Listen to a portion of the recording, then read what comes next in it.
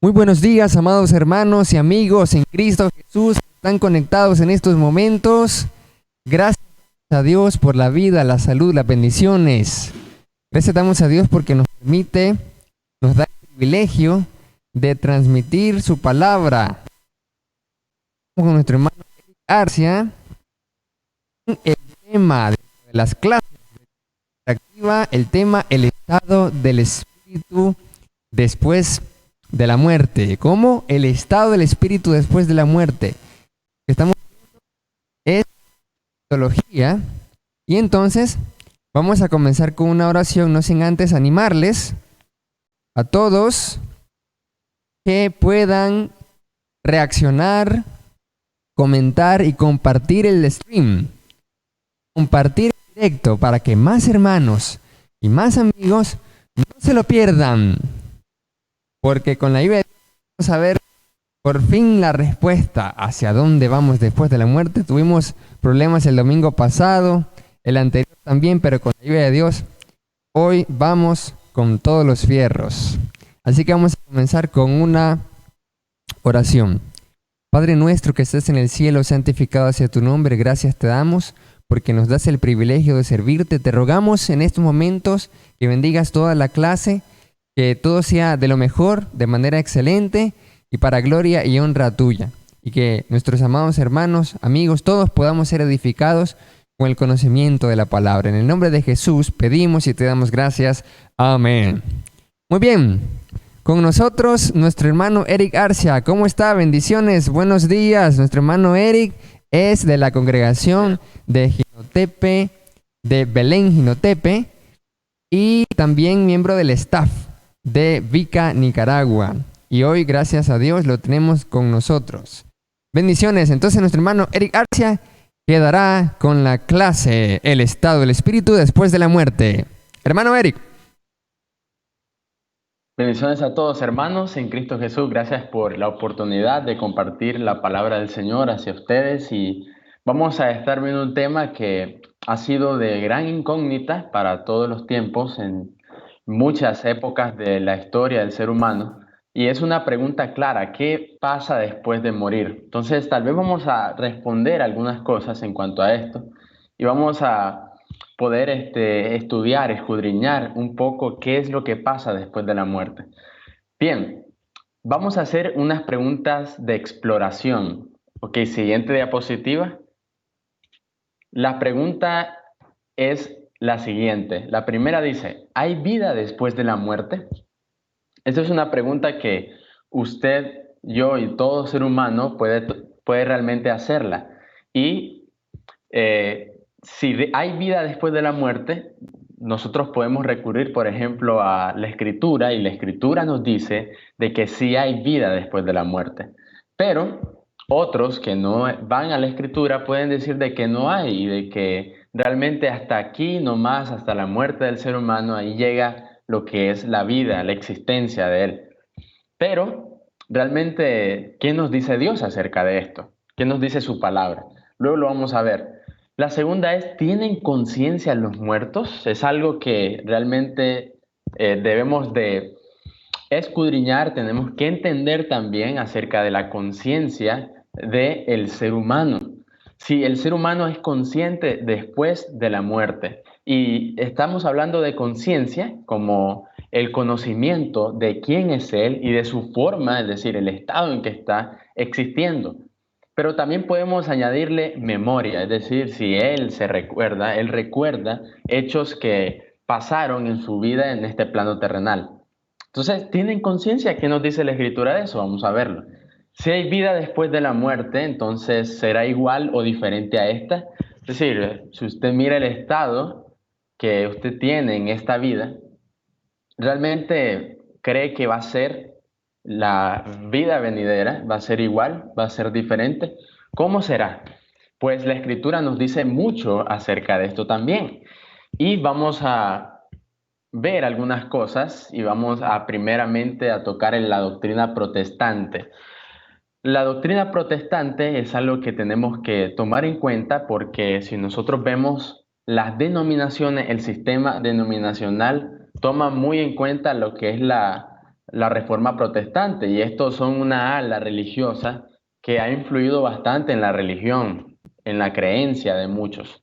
Entonces, hablamos de la doctrina protestante. Dice que sostienen la existencia continuada del espíritu después de la disolución del cuerpo. Es decir, el cuerpo encuentra lo que es descomposición, su función acaba. Y viene el espíritu, esta parte inmaterial, alejado de lo físico, viene y continúa existiendo. Ok, vemos nosotros que hay teorías también en las cuales los protestantes se quieren apoyar y estamos hablando de la teoría materialista de la existencia del hombre, es decir, hablamos del cuerpo y del espíritu. ¿Qué significa esto para los materialistas? Dicen que el cuerpo y el espíritu realmente dependen o no dependen de sí. Es decir, el espíritu depende del cuerpo, el cuerpo depende del espíritu. Entonces, ellos argumentan de que, por ejemplo, si el cerebro de una persona sufre algún daño y este tiene afectaciones cognitivas, puede realmente afectar a la parte espiritual, es decir, al espíritu. Quiere decir que si se daña el cerebro, el espíritu ya deja de existir, se daña completamente. Bueno, eso dicen los materialistas, pero también dicen ellos, ok, si esto es así, realmente no tiene sentido la parte espiritual. Y estamos hablando de que el cuerpo y el espíritu son una misma esencia. Entonces ellos dicen, bueno, si hablamos de la disolución del cuerpo, de la materia, el espíritu también realmente no tiene que ver, nada tiene que ver con que el cuerpo, esta sustancia, esta esencia, pueda morir. Es decir, el cuerpo al final sigue existiendo y no depende de la materia. Entonces la materia es efímera, la materia acaba, pero el espíritu continúa, continúa. Es decir, no estamos hablando de que el cuerpo en sí es lo que es la parte fundamental de la existencia del hombre, sino también está la parte espiritual.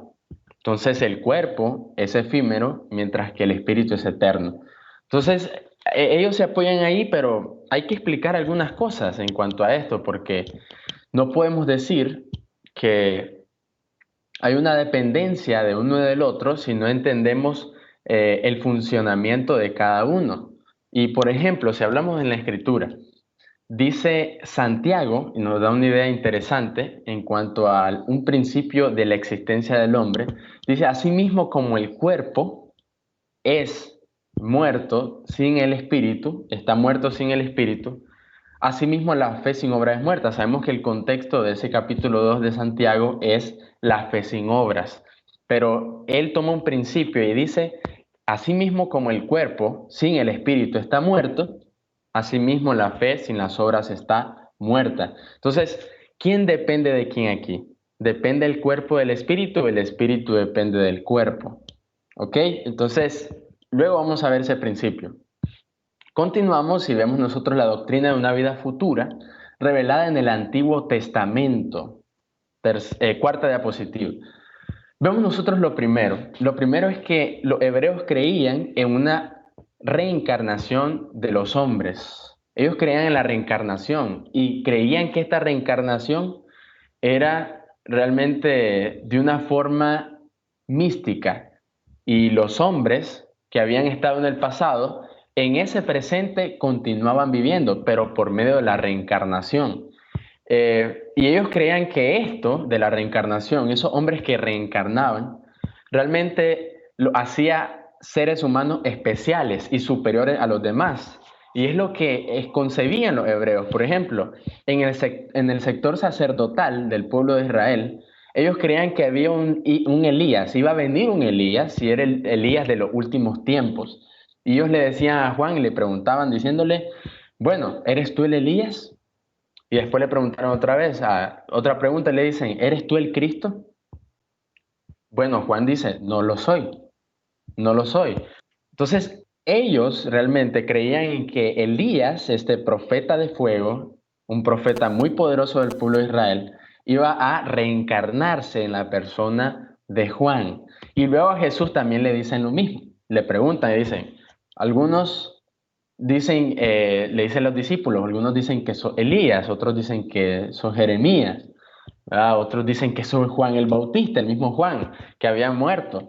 Entonces, ellos creían en esto y creían que las personas podrían ser sobrenaturales, especiales y superiores a los demás cuando ellos tenían este tipo de cosas, porque no solamente hablamos de la reencarnación, sino que todo el mundo preguntaba, ¿por qué este hace milagros? ¿Por qué echa fuera demonios? ¿Por qué hace callar a los demonios? ¿Por qué hace tantos milagros, tantos prodigios? Entonces, esto hacía de que los hombres realmente no fueran como los demás hombres, naturales en su esencia, sino que eran de otra especie, otra esencia. Bien, eso es lo primero. Segundo, había una enseñanza acerca del principio del hombre, es decir, cómo empezó el hombre a existir en esta tierra. Y dicen, y ellos se basan claramente en la Torá. Hablamos de Génesis, el primer libro de la ley, y ellos dicen de que el hombre inició y fue creado de una forma buena, es decir, el hombre era ético, era moral, era santo, era puro. Y él, siendo creado así por Dios, dice que le fue dado la parte física, la parte espiritual y la sentencia que hubo, que es la muerte, es ser un castigo por la desobediencia del hombre. Eso está narrado en Génesis, lo entendían bien los hebreos. Ellos decían y tenían una enseñanza bastante apegado a esto en cuanto a las escrituras. Y vemos que ellos decían, al polvo eres y al polvo volverás, ¿verdad? Entonces, eso dice de que es la sentencia de la disolución del cuerpo, es decir, la muerte, y esta muerte llegaba a todos los hombres, a todas las personas. Entonces, empezó en Adán, pero después dicen, bueno, y Salomón, ¿verdad? Entendiendo la escritura, él fue sabio por Dios, obviamente. Vemos nosotros que dice, sí, al polvo eres, al polvo volverás, pero el espíritu va a Dios, quien lo dio. Entonces Salomón como que evolucionó un poco más en cuanto a la enseñanza de esta esperanza, porque había esperanza en el Antiguo Testamento, no solamente en el Nuevo. Y ellos dicen, bueno, sí, el cuerpo vuelve a la tierra, sí, el cuerpo encuentra disolución, encuentra descomposición, pero el espíritu va a Dios, quien lo dio. Entonces, el espíritu sigue existiendo, esta parte espiritual continúa existiendo. Así entendían esto los hebreos. Luego vemos nosotros que el hombre tenía esperanza futura y con mejor condición. Ellos decían de que en el fin iba a haber una nueva vida y ellos entendían las profecías de esta forma, como decía uno de los profetas de Israel. Dijo, cielos nuevos y tierra nueva donde mora la justicia. Entonces hablamos de una tierra, un cielo completamente nuevo, no como el del pueblo de Israel, no como el de las demás naciones. Y los hebreos decían, hay una mejor vida y una mejor condición. Ok, luego vemos nosotros de que el escritor a los hebreos nos enseña un poco más de esto. Y dicen de que estos hombres que tenían esperanza futura y con mejor condición eran aquellos justos que estaban en peregrinación y eran extranjeros. ¿Se acuerdan de Hebreo 11? Dice que Abraham y los coherederos de la misma promesa, como es Isaac y Jacob, y aún todos los patriarcas y también los del pueblo de Israel, dice que anhelaban una mejor ciudad. Y dice que ellos confesaron que eran extranjeros, confesaron que eran peregrinos sobre las tierras. Y ellos anhelaban una patria celestial. Entonces ellos entendían completamente de que había una mejor condición y esta condición la daba Dios. Entonces hay una existencia mejor, hay un mejor estado para el hebreo. Bien, luego vemos nosotros que los padres, hablamos en el sentido como ellos entendían. Los hebreos decían de que los padres no eran su mamá y su papá hebreo, ¿verdad? sino que eran sus antepasados. Es decir, los padres son los patriarcas, los padres son los hijos de Jacob, los padres son todos los descendientes de esas tribus. Entonces, hablamos de que ellos dicen de que iban al Sheol. Ellos iban al Sheol. Y es interesante cómo ellos hablaban de que el patriarcado, todo lo que son los padres, estaban y se encontraban en un lugar de reposo, una sepultura. Y Sheol es una palabra en hebreo, donde ellos dicen y quieren describir el descanso de aquel hombre, ¿verdad? Que estuvo bajo, obviamente, la ley de Dios. Entonces están en el Sheol. Y esto podemos nosotros entenderlo más con las palabras de Jesús. Y Jesús, claramente conociendo la Escritura, siendo judío, vemos nosotros que él narra algo interesante en cuanto a la desobediencia de un hombre y la obediencia de otro, el justo y el injusto. Y hablamos de el rico y el Lázaro. El rico y Lázaro es una historia, no es una parábola, no es una ninguna figura literaria, sino que es una historia porque tiene un nombre propio. Y vemos nosotros que Lázaro estaba en el seno de Abraham. Ahí está el padre Abraham. Entonces, donde está el padre Abraham, estamos hablando de ese lugar de sepultura, ese lugar de descanso, de reposo. Y vemos nosotros que él estaba en el seno de Abraham. Mientras que el rico, que había estado bien, había gozado de sus bienes, dice que él ahora estaba en un lugar de tormentos, estaba en tormentos. Esa era la condición, el estado del espíritu de este rico. Estaba en tormentos. Luego lo vamos a ver más específicamente, con más detalle. Luego vemos nosotros que ellos tenían una concepción de una resurrección y una nueva vida.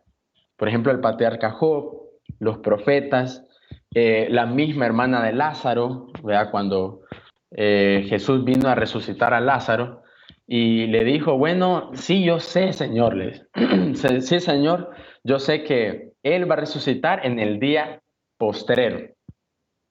En aquel día va a resucitar. Entonces, los hebreos entendían de que había un final, un fin, pero en ese fin, ese día final, iba a haber resurrección de entre los muertos. Ellos entendían que del polvo iba a ser transformado lo que es el cuerpo. Y eso Job lo dijo, dice, sé que mi Redentor vive y que no quedaré en el polvo de la tierra. Esto es interesante, hablando de la esperanza de los hebreos. Y luego Pablo da testimonio, por ejemplo, en Hechos capítulo 26, 6 al 8, vemos nosotros que Pablo está en una controversia con los fariseos y saduceos. Y como decimos popularmente, Pablo, para zafarse de eso, vemos nosotros que él toca la esperanza de los hebreos y de los fariseos, claro, porque los fariseos creían en la resurrección y Pablo fue fariseo. Y estaban los saduceos no creían en la resurrección. Y viene y le dice, bueno, por esta esperanza de la resurrección de los muertos, se me juzga a mí, dice. Le dice ante el rey, va, estando en ese juzgado. Se me juzga a mí, dice, de la esperanza que esta esperanza es de las 12 tribus de Israel y que todos nuestros padres, todos nosotros esperamos. Entonces había resurrección de entre los muertos. Y Pablo da testimonio de eso.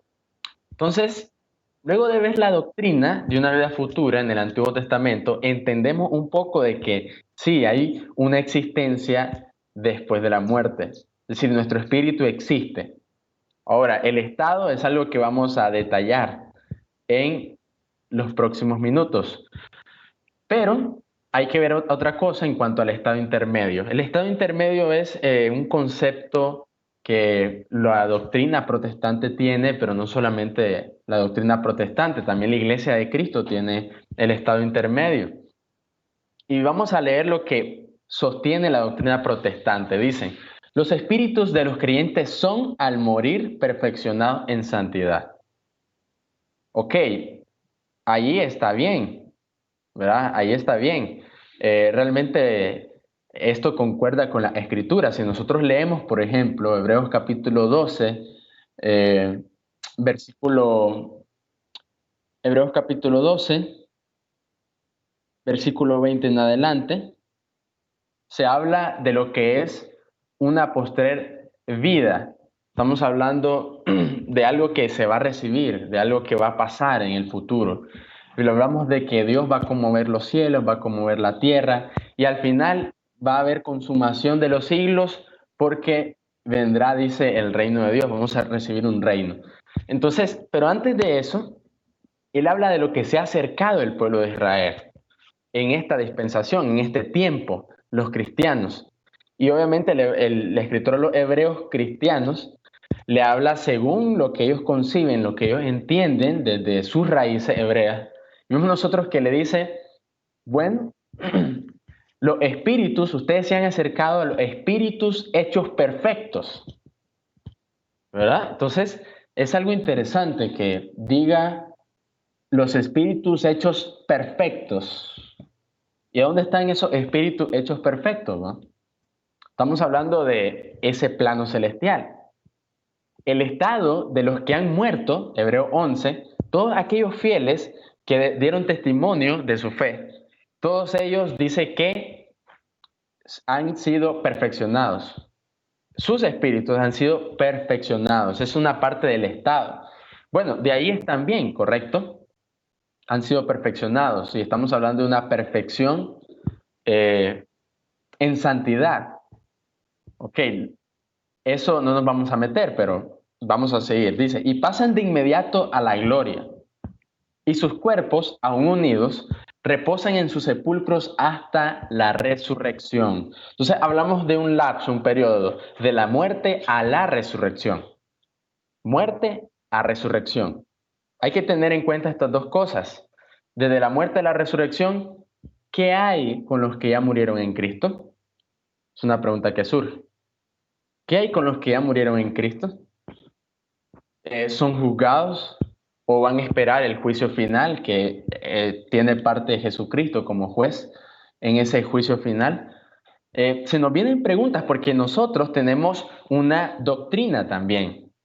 Tenemos una creencia de esto, el estado intermedio. Y decimos de que nosotros, al experimentar la muerte, nosotros que hemos creído en Cristo, nosotros experimentamos la muerte y venimos a lo que es, a llegar a un lugar que es el Hades. Y en el Hades vemos nosotros que se describe, y eso lo tomamos de Lucas 16, de como hablamos de Rico y Lázaro, esa historia, nosotros decimos de que el Hades está partido en dos y que hay una cisma entre los dos lugares. Uno es claramente el Tártaro, donde estaba el rico, y donde estaba Lázaro, esa es la otra parte, el seno de Abraham, o paraíso. Nosotros interpretamos de un solo, miren cómo metemos todo en una sola historia, donde eso no es correcto en la interpretación, pero nosotros tomamos todo y queremos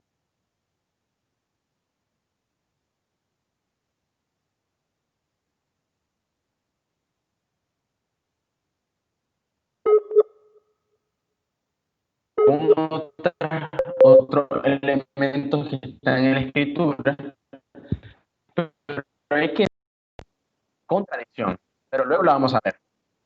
Ok, vamos a la siguiente. Vemos nosotros que hay otras partes, otras tendencias, otras corrientes de esta creencia. Y hablamos de que los testigos de Jehová, por ejemplo, que se desprenden de la reforma protestante, vemos nosotros que ellos dicen que hay un reposo, hay un limbo existencial en el ser humano.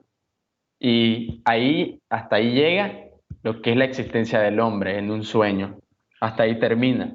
Entonces llama el reposo inconsciente y el parálisis existencial. Es decir, en ese estado espiritual, luego de pasar por la muerte, experimentar la muerte, nosotros venimos a tener un reposo inconsciente. Es decir, usted no es consciente de lo que sucedió en la tierra. ¿Ok? No es consciente de su existencia misma y no tiene memoria, no tiene recuerdos, realmente está en un sueño. Ok, ¿será cierto eso? ¿Qué dice la escritura? Parálisis existencial. Hay un lapso, un tiempo, y estamos hablando del tiempo intermedio, En ese tiempo hay una parálisis existencial. No sucede nada con nuestro espíritu. No pasa nada. ¿Qué quería decir cuando los saduceos venían a tentarle, preguntándole acerca de una vida después de la muerte, acerca de la resurrección? Y le empiezan a preguntar de quién es esposo esta mujer allá en esa vida, si todos los que fueron sus maridos murieron y fueron todos fueron familia, entonces ¿de quién va a ser? Entonces Jesús viene y le dice, bueno, ustedes erran ignorando la escritura. Viene y dice, bueno, no se darán en casamiento, así como los ángeles van a hacer. Y luego le dice, bueno, yo les digo de que Dios, no han leído la escritura que Dios dice, da testimonio, de que Él es Dios de Abraham, Isaac y Jacob. Y Él les dice, Dios no es un Dios de muertos, sino de vivos. Qué interesante, Jesús está plasmando un argumento en contra de los que no creen en la resurrección. Y le dice, ¿de quién es Dios? Abraham, Isaac y Jacob, pero este Dios no es un Dios de muertos. Es decir, la forma existencial de Abraham, Isaac y Jacob es de muertos. Será de muertos. Será de reposo existencial, será de un reposo inconsciente. Realmente hay que entender la palabra vivo para Abraham, Isaac y Jacob, porque hay otro texto todavía que nos puede sustentar lo que estamos hablando, que dice Jesús, y está en un contexto de preexistencia. Cristo habla de su preexistencia. Viene y dice, bueno, yo le digo de que Abraham se gozó al ver mi día. Él lo vio y se gozó. ¿De qué día está hablando? Claramente habla de la preexistencia, porque ellos le dicen, a ver, ni 50 años tienes, ni 40 años tienes, ni una generación tienes tú, y dices de que viste a Abraham, de que Abraham te vio. ¿Cómo es posible eso? Viene y le dice Jesús y habla de la preexistencia. Antes que Abraham fuese, yo soy. Es decir, este argumento, hablando de que Abraham vio su día y se gozó, es de la preexistencia. Como un espíritu en reposo, un espíritu en parálisis existencial, va a poder ver el día de que Jesús, claramente, estamos hablando de su venida, aquí a la tierra, Él lo vio y se gozó. ¿Cómo un espíritu en ese estado puede hacerlo? Bueno, entonces hay que también analizar un poco más eso. Luego, seguimos y vemos la doctrina de la Iglesia de Roma. Estamos hablando de la Iglesia católica, apostólica y romana. Ellos inventaron bastantes dogmas a favor, claramente, de lo que es la conciencia, la autojustificación y el pecado del ser humano, porque realmente casi todas sus doctrinas son para poder aliviar la conciencia del ser humano que está en pecado. Entonces ellos dicen de que hay un limbus patrum. ¿Qué significa el limbus patrum? Bueno, ellos toman lo que es la creencia hebrea y ellos dicen de que es el lugar donde van los padres. Es decir, todos los que murieron antes de Cristo viniese, es decir, que Cristo no había muerto, entonces, como Cristo no había muerto, no había perdonado los pecados, entonces todos ellos dicen que van a un limbus, y estamos hablando del limbo de los padres. Estas son palabras latinas, y ellos hablan de un limbo, de un estado de reposo donde iban los padres. Estamos hablando del Sheol, como decían los hebreos. Y ellos dicen de que allí estaban, y cuando Cristo, ahora sí, Cristo muere, ellos vienen a ser rescatados. Es decir, Cristo viene a las profundidades, al mismo Hades, al mismo lugar, y Él los libera. Libera a todos los patriarcas, a todos los padres, los antiguos hebreos. Realmente esto es bastante evangélico, porque los evangélicos también, la ala denominacional en cuanto a los evangélicos, creen esto también y dicen de que hay lo que es una liberación de parte de Jesucristo cuando Él muere y Él va a los infiernos para que Él pueda liberar a los espíritus que estaban encarcelados. Entonces Él los libera. Pero no solamente eso, sino para dar testimonio de que Él ya venció a Satanás, a ese sistema que está aquí en esta atmósfera. Entonces, muchas combinaciones hay ahí. Luego el limbus infantum es una justificación para poder ellos sustentar todavía con lo poco que le queda a la Iglesia Católica, sustentar acerca del bautismo de niños.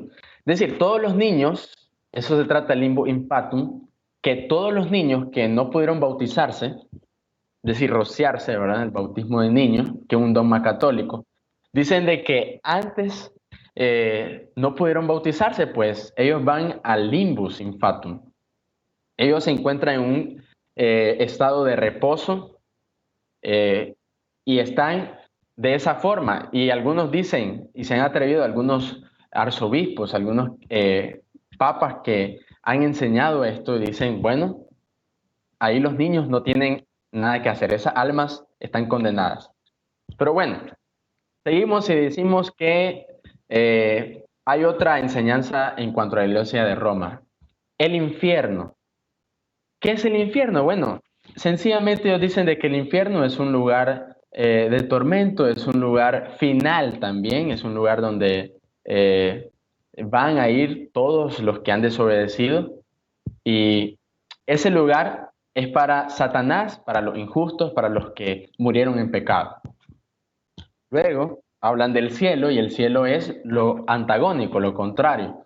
El cielo es el lugar de reposo, de gozo, de descanso, el lugar donde está Dios. Entonces, es un lugar bueno.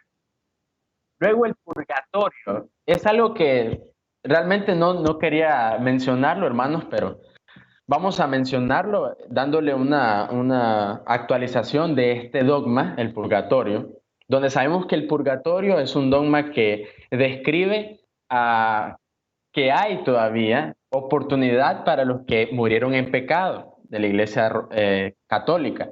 Entonces, aquellos que murieron en pecado dicen que van al purgatorio y dice que ellos tienen un sufrimiento, ellos sufren por todos los pecados que cometieron, pero las oraciones, es decir, las misas de los que están vivos en este plano, pueden hacer de que haya una salvación para ese que está en el purgatorio.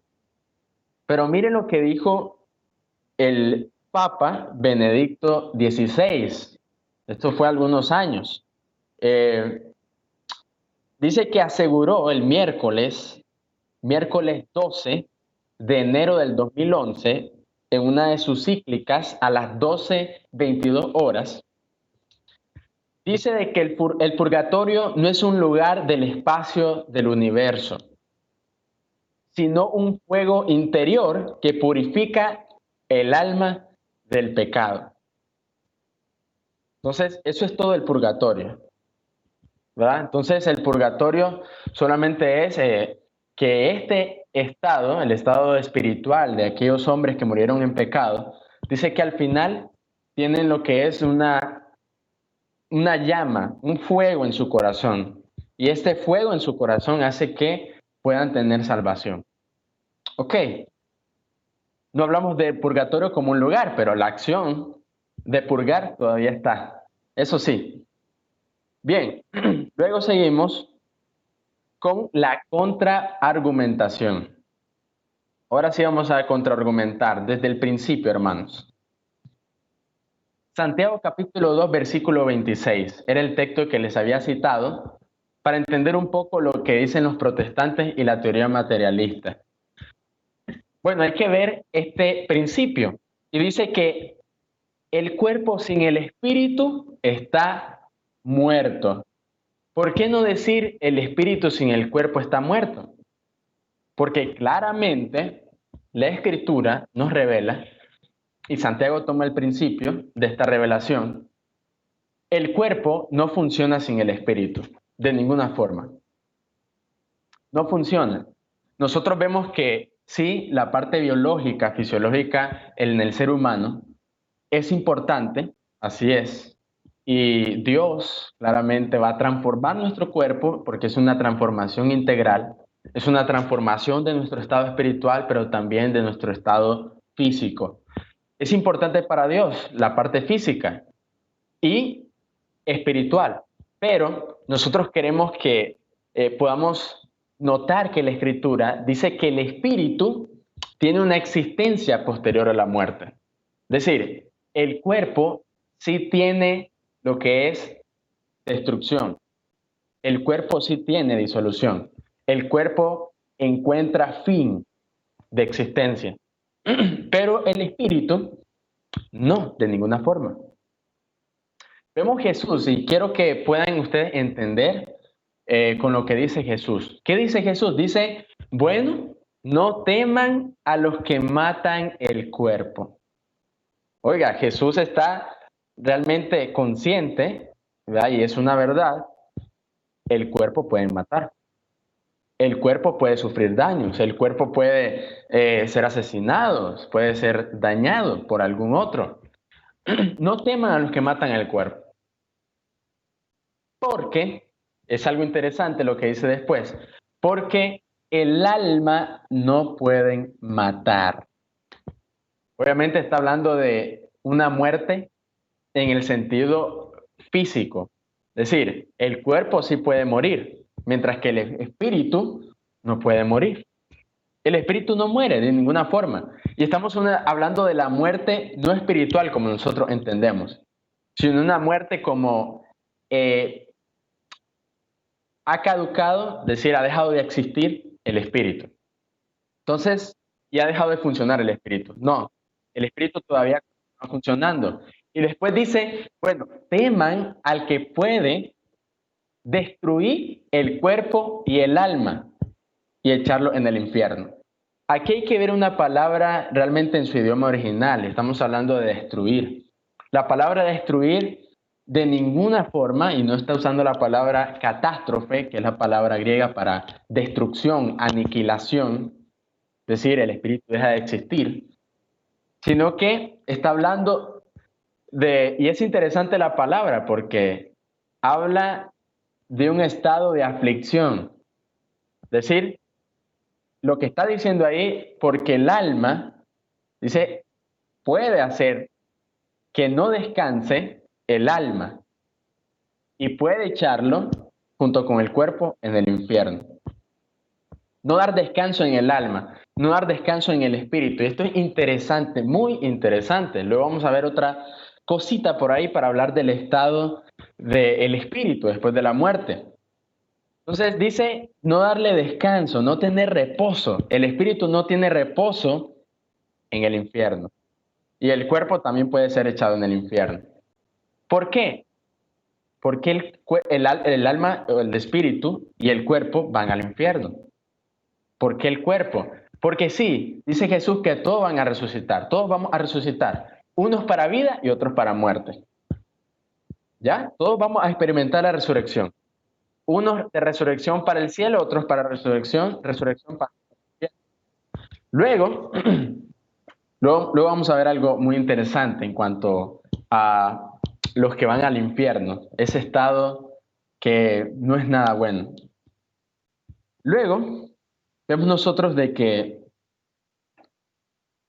en cuanto al estado intermedio, en cuanto al estado o el sueño del espíritu, el estado intermedio, esto hay que explicarlo mejor, hay que explicarlo bien para que nosotros no podamos caer en algunas cosas que realmente pueden afectar a nuestra esperanza. Dice Apocalipsis capítulo 6, versículo 9 y 10. Apocalipsis capítulo 6, versículo 9 y 10. Luego leemos el 11. Es algo muy interesante.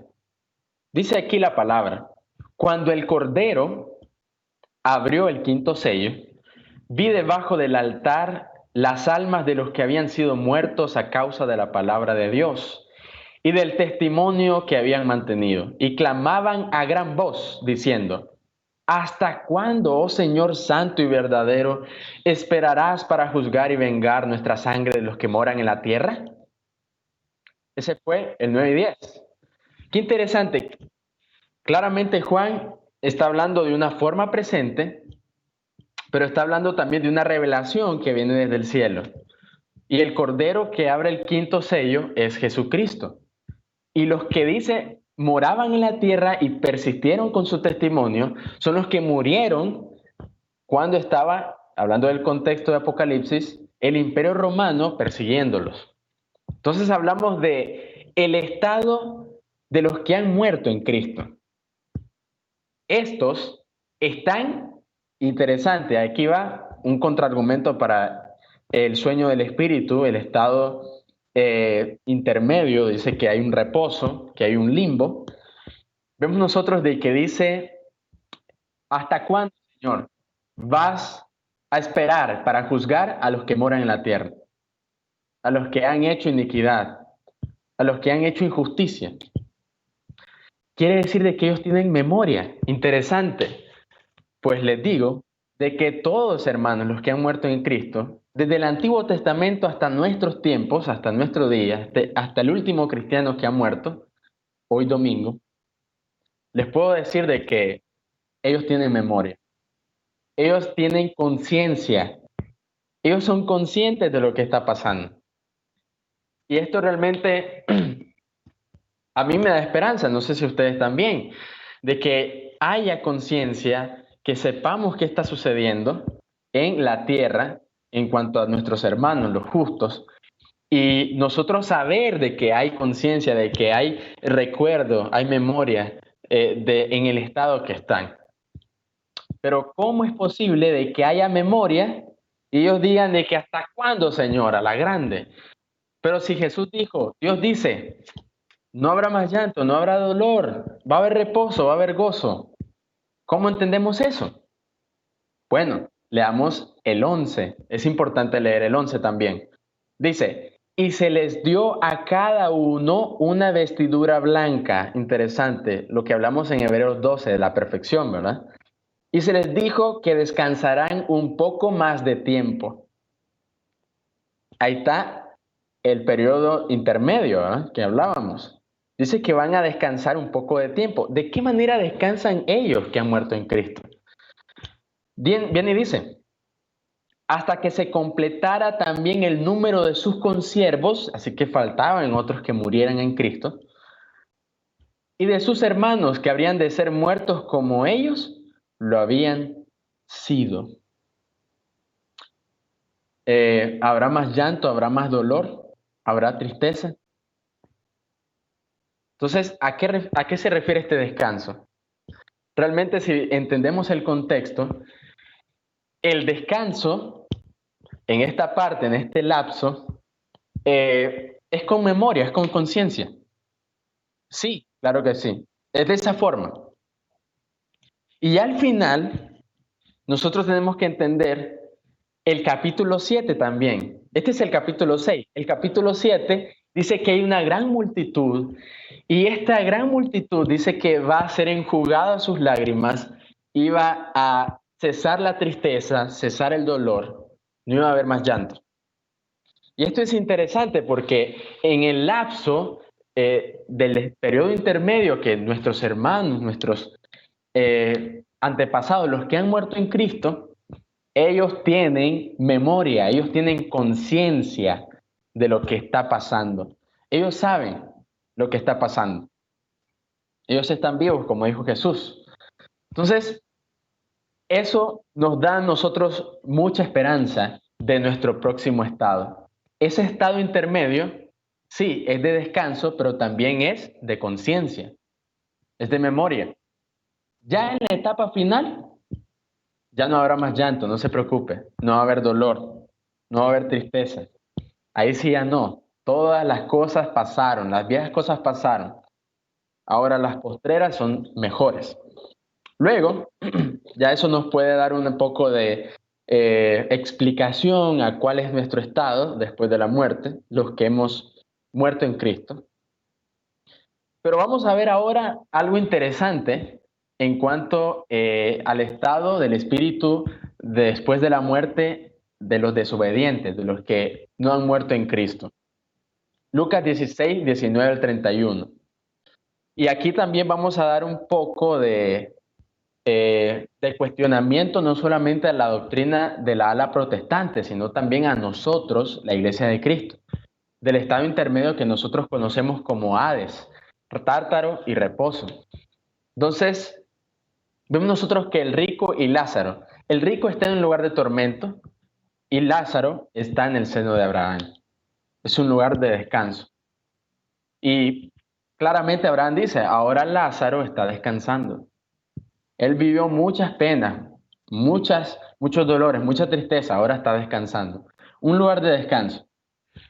Pero realmente nosotros tenemos que cuestionar eso todavía, porque nosotros creemos que realmente hay un juicio posterior a esto, es decir, final, y que todavía los que están en el Tártaro, los que están en el paraíso, no han sido juzgados, pero vemos nosotros que el escritor a los Hebreos dice que está establecido para el hombre que muera una sola vez y después de esto el juicio. Es decir, morimos y vamos al juicio. Todo hombre, todo es todo, ¿verdad? Creyente y no creyente, muere y va al juicio. ¿Ok? Entonces, luego de haber dicho esto, tenemos que también cuestionar este punto de los lugares, porque donde en toda la historia que Jesús está diciendo, dice de que el rico y Lázaro están en el Hades. ¿Dónde dice eso en esa historia? Realmente hay que leer un poco más en cuanto a eso. ¿Realmente dice eso? Bueno, vamos a leer Lucas capítulo 16, versículo 19 al 31. Vamos a ver, dice así. Vamos a leer después de lo que sucede con Rico y Lázaro, de cómo están ellos viviendo en el plano terrenal. Dice, aconteció en el verso 22 que murió el mendigo y fue llevado por los ángeles al seno de Abraham. Y murió también el rico y fue sepultado. Verso 23. A ver, analicemos bien. Y en el Hades alzó sus ojos, estando en tormentos, y vio de lejos a Abraham y a Lázaro en su seno. Leamos nuevamente el 23. Y en el Hades alzó sus ojos estando en tormentos. ¿Quién? El rico. Y vio de lejos a Abraham y a Lázaro, el mendigo, en su seno. ¿Quién estaba en el Hades? ¿Quién estaba en el Hades realmente? Leamos otra vez. Y en el Hades alzó sus ojos. ¿Realmente Jesús está diciendo que en el Hades estaba Lázaro también? ¿O solo estaba el rico? Esto es interesante y analice usted en su casa, por favor, con la escritura, porque yo quiero darle otro texto y lo busca, por favor, en su Biblia. Yo creo que está ahí en la diapositiva Apocalipsis 20:12, que dice que el Hades fue echado en el lago de fuego. ¿Cómo es posible que en el Hades esté el paraíso? Ahí mismo está el paraíso. Y donde estuvo toda la gente justa, los que murieron en Cristo, realmente vayan al lago de fuego. Esto es algo extraño, realmente. Como el Hades y está ahí el paraíso, va a ir al infierno. Entonces, analice también ese texto para poder llegar a lo que está diciendo Jesús. Bueno, pero ¿qué significa el estado de tormento, esa condición? Yo quiero darle lo que es una pequeña clave solamente y quiero darle lo que usted una ilustración de lo que pasa en los que están en tormento. Realmente es un tormento espiritual, claro, pero si hablamos de la resurrección, hay un tormento integral, ¿ya? Pero bien, vemos nosotros que hay un texto muy interesante que nos puede aclarar esta parte. Y hablamos de cuando Jesús en varias enseñanzas, hablando del fin de los tiempos, cuando el Hijo del Hombre se manifieste, Estamos hablando en la resurrección. Y ahí mismo dice, en la resurrección va a ser unos para vida y otros para muerte. Y dice, bueno, y el rey llamará, ¿verdad? Unos pondrá a su derecha, otros a la izquierda. Y a la derecha dice, vengan benditos de mi Padre al reino preparado a ustedes antes de la fundación del mundo. Y a los que están a la izquierda, malditos no los conozco. Sean echados al fuego eterno, al infierno, donde están los ángeles y Satanás. Pero vemos después que él dice una frase interesante. Allí será el lloro y el crujir de dientes. ¿Qué significa el lloro, el crujir de dientes? Pero específicamente el crujir de dientes. Esta frase que lo entendía bien en el tiempo de Pablo y los hebreos mucho más. Vemos nosotros que nos da mucha ilustración de lo que va a suceder. ¿Cuál es el estado de los espíritus que no han muerto en Cristo? Yo quiero ejemplificárselo aún más con lo que pasó con Esteban. ¿Se acuerda el primer mártir de la iglesia en Hechos capítulo 7? Cuando viene Esteban y él da como un profeta de Dios, él muestra lo que es, no una defensa, claramente no es una defensa, sino una contraargumentación en cuanto a la ley y al templo, que era lo que se le juzgaba, se le estaba señalando, pero obviamente falsamente. Vemos nosotros que viene y le dice, ustedes son duros de cerviz, duros de corazón, les dice. Ustedes que recibieron por disposición de ángeles la ley, la palabra, dice que ahora han matado, han rechazado a su Hijo Jesucristo. Así como han matado a los profetas, han matado a este también. Vemos nosotros que ellos empiezan a crujir los dientes. Así lo dice Lucas en su narrativa. Ellos empezaron a crujir los dientes contra él. Esto es interesante. Si nosotros podemos entender el estado que estaba en este plano terrenal, los que querían matar a Esteban, vamos a poder entender el estado espiritual de estos que han desobedecido, que murieron sin Cristo. El crujir de dientes es un estado de enojo, pero no solamente enojo, sino también resentimiento y al punto de llegar a agredir a una persona. Eso es crujir de dientes. ¿Cómo será el estado de los que estén sin Dios? Del estado de los que estén sin Cristo, del estado de los que no hayan podido obedecer teniendo la oportunidad. Habiendo tenido la oportunidad de que Cristo ya murió, de que el Espíritu Santo obraba en la iglesia y la iglesia le predicó la palabra y él no obedeció. Teniendo la oportunidad de haber sido salvo. Imagínese usted, de ver el gozo de los que fueron justos en su vida terrenal y ahora están en un plano mejor. ¿Cuál es el estado? Realmente el estado no solamente va a ser de resentimiento, sino yo creo que va a ser de ira. Es decir, un tormento que va a llegar hasta, podemos decir, hasta querer morir y destruir a los que están a su lado. No puedo explicarle más, solamente puedo ilustrarle de esa forma. Pero ¿será que nos gustaría ese estado? ¿Ese estado espiritual? ¿Realmente nos gustaría eso? No, yo creo que no. No me gustaría eso tampoco a mí y a usted también. Yo creo que no nos gustaría. Pero mire, si usted cruje los dientes ahorita en este plano terrenal, usted va a crujir los dientes allá. ¿Ok? Entonces, eso quédeselo en la mente. Muy bien. Luego de eso, podemos ver, bueno, 1 Tesalonicenses capítulo 4, versículo 13 al 14, dice acerca de los que duermen, y estos que duermen se refiere Pablo a los que han muerto en Cristo, y dice que estos tienen esperanza, mientras los que no tienen esperanza. Entonces,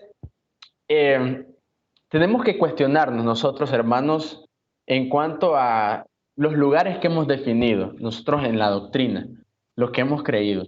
Tenemos que cuestionar esto, pero también tenemos que afianzar nuestra esperanza entendiendo el estado que vamos a tener, el estado espiritual. Y yo quiero decirle, para concluir, yo quiero concluir diciéndole de que sí, todos vamos a resucitar, todos vamos a experimentar resurrección, transformación del cuerpo a un cuerpo espiritual, lo vamos a experimentar, pero aunque todos van a ser resucitados, no todos van a ser glorificados. Todos vamos a ser resucitados, pero no todos vamos a ser glorificados. Los que van a ser glorificados son los que han creído en Cristo, los que han muerto en Cristo. Entonces, la glorificación es un estado especial de Dios, claro. Y estamos hablando de lo antagónico a lo del estado del infierno, como decíamos, como explicábamos. Y hablamos de un estado donde no habrá llanto, no habrá dolor. Si ustedes miran, es interesante. Yo puedo definirles ahorita el estado del espíritu en el cielo de una manera básica. Dice Apocalipsis, Juan escribe y dice, no habrá más llanto. No habrá más llanto. ¿A qué se refiere el llanto? Cuando llora, usted tiene una afectación emocional. Usted no llora sin razón, ¿verdad? O sin causa. Usted llora porque usted tiene una afectación emocional. Tiene tristeza, es una emoción. Entonces dice que no habrá más llanto, es decir, no va a haber necesidad emocional. No va a tener necesidad emocional. Y eso es algo realmente excelente. Si usted ha estado triste profundamente, usted va también. Luego, tenemos nosotros que no va a haber más dolor, no va a haber necesidad física. No va a tener necesidades físicas. ¿Tiene hambre ahorita usted? Usted no va a tener hambre allá. ¿Ok? ¿Tiene algún dolor muscular? ¿Tiene algún dolor muy profundo en su cuerpo? ¿Necesita cirugía? ¿Necesita medicamentos? Usted no va a necesitar eso. No va a haber necesidad de este cuerpo corruptible. No va a tener necesidad en eso. Y no va a tener necesidad espiritual de ningún tipo, porque Dios será, dice, el sol y nos iluminará y estará con nosotros. ¿Ok? Entonces no va a tener ninguna necesidad. Y esto es algo que nos debe dar esperanza. ¿Ok? Entonces, habiendo analizado todo esto, usted puede escoger un poco. ¿Qué estado quiere? ¿El estado del espíritu después de la muerte para vida o para la segunda muerte, como habla Apocalipsis? El infierno. ¿Cuál quiere usted? ¿Cuál es mejor?